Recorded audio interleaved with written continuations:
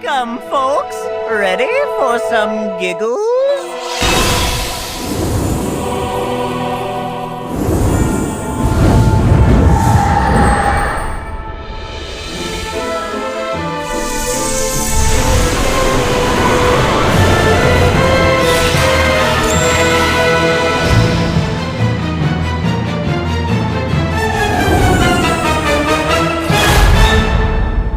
Seriously, who can say no to a pinch of good old deceit?